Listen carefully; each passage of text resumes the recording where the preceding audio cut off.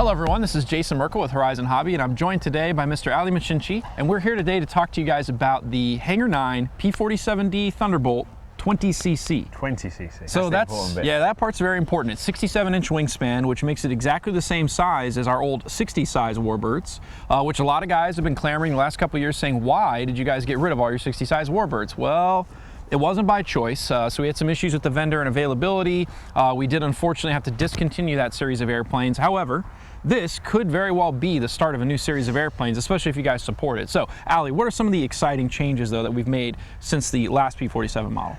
It's based on the same basic CAD as our older P-47 20cc. We modified some of the structure, some of the shapes. Main thing that people see straight away is the printed covering. Yes. Gone is the ultra coat, shiny finish, which had its place. It was great, it was wonderful. Yeah. But we've gone with now a printed covering, which has a satin type finish, cleans down easily. More importantly, it's more like what you'd see on the full scale. Definitely got a more scale look. You've got panel lines, rivet details. Yeah. You've got other scale details, markings that are on there. That's also one of the interesting things is there are multiple nose arts and registration numbers and things available. Yeah, from the get-go, I didn't want to have just one airplane so you turn up to the field and everyone's got the same looking airplane. So I based it on a very popular Razorback colour scheme, which was base of silver, obviously, red nose, red band, and found different nose arts that would suit. And we've got for three with this airplane. One which is Pengi, which is a penguin, which we have on our electric one, Silver Lady, which is on the Sato 20cc, and also Burma Yank, which we have on our Evo 20cc. Yeah, so that's a nice touch. So you can customize a little bit, and then we've gone beyond that. So we've got the printed covering, we've got the multiple nose art and registration number options, and then we have additional scale detail that the original did not have. One of the big things being the finished cockpit. Yeah, I was really pleased with the switch of vendors. We moved to a factory that does really great work on the cockpit. I mean, probably won't see it too great in the video today, definitely not, but hopefully the website pictures will show all the instrument panels, little rivet details, all come not only pre-painted but pre-fitted as well. Yeah, we've got a pilot in there as well. Pre-painted, ready to go. You drop him in if you want to put him in. If not, then it's not a problem.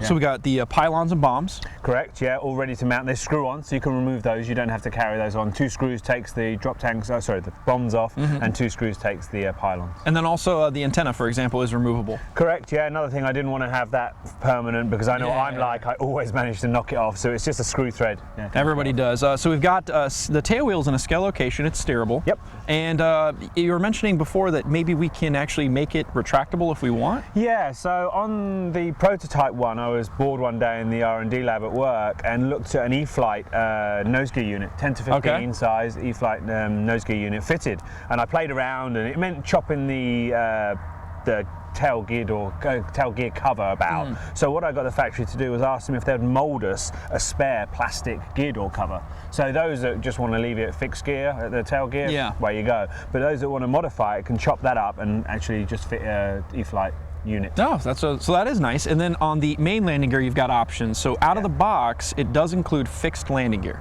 Correct, yeah. Again, I wanted to give people the choice. So we have a metal bracket which has a welded on pickup point for the scale oleo legs, which actually come with it as well. We give those as standard straight out the box. So if somebody who wanted to run a fixed gear, maybe keep it lighter, keep it more simple, even cheaper. Yeah, cheaper. 4 screws, bang, you're away you go with the fixed landing gear option. And then if you do want retracts, what do we recommend? We have an E-flite out of the box package. The part number is probably on the website. The E-flite struts, the E-flite electric gear, plug straight into the receiver, one switch, away you go. Yeah, that's amazing. It's electric retracts are. I see no reason to not have retracts in today's world, except for the expense, of course, and maybe they're not as durable as fixed gear would be. One of the nice things about the fixed gear as well, don't forget, is that you're not stuck with it. You can later on modify, upgrade, do what you want, and move on to retracts. You can start off with fixed gear, maybe do a bunch of flights like that, and then go, oh, you know what, I want to try the electric option. No modification required. Yeah, so that's a nice touch. There's other small, nice details and touches that you added. So, for example, there's no exposed screws on the cowl. No, I didn't want that. So, again, worked with the previous design, all internal mounts with 440 screws. All right, we've got a nice replica dummy radial engine up front. Yeah, again, it's not pre-fitted, so those that don't want to run it don't have to. But yeah, you can slot that in and glue it in place. And then, speaking of engines, we've got multiple power choice options, or power system options. So we've got 20cc gas engines that are recommended and bolt right in. Evo 20cc with the muffler supplied straight out of the box, fits all inside the cowling. That's no nice. chopping, no exposed plug cap or anything like that. That's very nice. And then obviously the electric option. Power 60 running a 6S setup. We have 6S 7000 in the demo model, but 6S 5000 upwards really will work. Running an 80 amp controller and a 16x10 prop. Yeah, and it's good performance. So for those that remember the old 60 size Warbirds, with that power system, it was better than scale power, good speed, good thrust, good flight time. I think it was a great combination. And the nice thing is it bolts right in. Yeah, we got about 8 minutes on the electric setup right now with the 7000. Nice, yeah. And yeah, no modification required. The engine box is set up, so we have a secondary box for the electric power system, which is adjustable, because I understand people are going to run different power systems than what we sell, so you can have some adaptability there. Another power option we have also on one of our demo planes here is a Sato 4-stroke, a 21cc single-cylinder 4-stroke, fits straight in. Again, nothing exposed other than the needle valve. Yeah, so that's a nice touch. And then actually, doesn't it have a top hatch as well? Huge, yeah, big top hatch, which is really nice. So it means you can get in easily to put the wings on. Maybe before we go and fly, Mary will just come and have a quick look internally. But yeah, big top hatch, loads of access for battery. Yeah, and that's nice. You could put in 2 parallel if you wanted to in that. Yeah, that was, I think, one of the issues with the original 60 size Warbirds we had. Not a lot of them were necessarily set up for electric out of the box. They didn't have those top hatches. Yeah. Made it very inconvenient. You had to pull the wing off, or you had to cut a hole near the cowl or something like that. So really nice setup now. That's a nice touch. But today we are going to fly the electric one. Yep. So let's go ahead and do that so you guys can see how well it performs. And of course, it's a P-47, which is basically one of the best handling Warbird platforms. Yeah, big wide chord wing, loads of area, wide stance undercarriage. Yeah, it's probably the friendliest of Warbirds that they've produced. Yeah, it's hard to argue with the handling. I think the overall looks, and then it's just, this is the right size model. We know that. Everybody wanted this. We've wanted this for a while. We're really excited about it, but we need you guys' support. Obviously, you got to buy this model if you want to see more in a potential series of 20cc airplanes, and then let us know what you want. If you are looking for a Mustang or, you know, a Corsair, whatever it might be, you know, we're always open to options. So yeah, let's see how it flies. It's a lovely day, Mary. If you follow me, we'll have a look inside. Here's the top hatch Jason was mentioning. So single hatch latch, which is all pre-fitted out of the box. 2 pickup points at the front. So lots and lots of area there. Yeah, servos are moved forward. No ballast in this with the electric setup, so it's balanced perfectly. There's a removable tray here underneath the battery. So if you wanted to put a separate receiver battery, it can go in under there as well. Standard servos, we're using a mixture of different servos. This is set up on 821s, but Spectrum 6110s is what's recommended, works fine. I use the wing bolts there? Yeah, wing bolts are accessible from the top. This is a prototype model, so it uses flat-headed screws, but the ones that in the kit will be done by hand, so toolless assembly. Yeah, and so you've got in here a 9350 receiver. Correct, yep. And so with that many channels, you can have everything plugged into separate channels. Correct. You could fly it on a 6-channel receiver if you wanted to do it with wire leads, but yeah, with the 9350, not only do I have the ability to run independent channels into independent slots, I also have the ability to switch on AS3X. Yeah, it's a nice touch, of course. Love it, and then we didn't mention this, but flaps are standard. Flaps are standard, yeah, 2-piece wing as well, so it's super easy to transport. This fits in the back of my Suburban 1 piece, which is really nice. I don't have to take anything apart. But for those that do, it's 1 screw, 2 wings, and you're left with a relatively small fuselage. And then looking at the structure here, you had mentioned before, I think this is lighter than the previous Yeah, P-47. we managed to save a little bit of weight, moved everything forward, and worked with this new vendor to lighten stuff up. So it's not much, don't get me wrong, but it's not heavier, so we're actually lighter, so I'm happy about that. So it's going to be even better performance. Fantastic. Yeah, looking forward to seeing it fly. Okay, let's put the hatch on, single hatch, done. Quick control check, should be fine. It's a lovely day today. Yes. We're very lucky this is, to get this weather this time of year. Yeah. Yeah, great ground handling. Yeah, great. Really good. It steers great. It's really positive authority. I've got a takeoff flap in here. What I'll do is I'll give you a longish takeoff. It will take off short as well. We'll maybe show one of those later on. So all clear, taking off. That quarter power there, half power, onto its mains. Gear away. That was just above half power. So if I open it up full power, flaps away.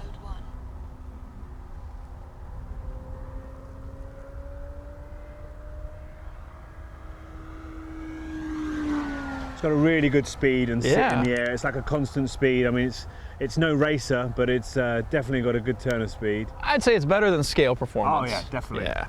Yeah, throttling back now, so. Haven't flown this one in a while, so just retrimming a little bit.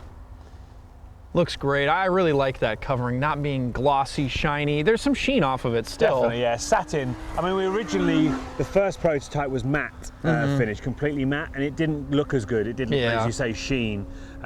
So now with the satin finish, I think it looks great in the air. It's a nice touch. So as a warbird, would you say it's hard to fly? No, not at all. It's so much area. I mean, if I give you an idea of its slow speed capability, I'll drop the flaps now, throttle back. And we've got probably, what, a 5 mile an hour wind coming just from our backs now, so yeah, look at it it's slowing super down. friendly. No indication of a wing drop, not even any wing rock. Yeah, so again, it's one of the best handling warbird platforms that's out there. A lot of warbirds you wouldn't dare fly downwind like I'm turning this slow. Yeah, with the flash. This is happy as you like. I sport fly this more than I do warbird flight when I'm alone with it, and you can really sort of take advantage of that huge wing area. So speaking of that, I would say if a guy's flown a low wing sport model or really any relatively heavily loaded sport model, he'll be able to fly this successfully, right? I don't see why not. Yeah, definitely. It's there's no vices to it. The undercarriage is really, really wide and planted. The area is good on the wing, so yeah. You don't have to fly it like a P-47, which is nice. It has a great... Wow. Oh. Yeah, I don't think the full scale was doing that very often. But that's amazing that it can do that and handles so well. It didn't flick out at the bottom. It was amazing. No, I was really impressed. Abuse it.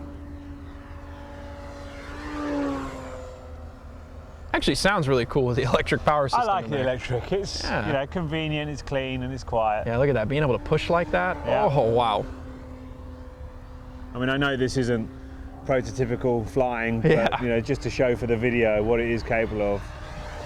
It honestly looks like it handles better than some sport airplanes. Yeah, well, like I say, I sport fly this. When I come out with my son flying during the development process, we probably amassed, I don't know, countless flights just hooning around like this, basically. That's fantastic. So when you're landing this, would you say a 3-point landing is not a good idea, and wheel landing obviously being more scale anyway? The thing with a 3-point landing is if you get it absolutely right, they're a joy. Right. The problem is if you get a 3-pointer wrong and you're a little bit too slow or a little bit too high, it's going to be messy. I try and wheel it in if I can. Okay. You know, it seems happier.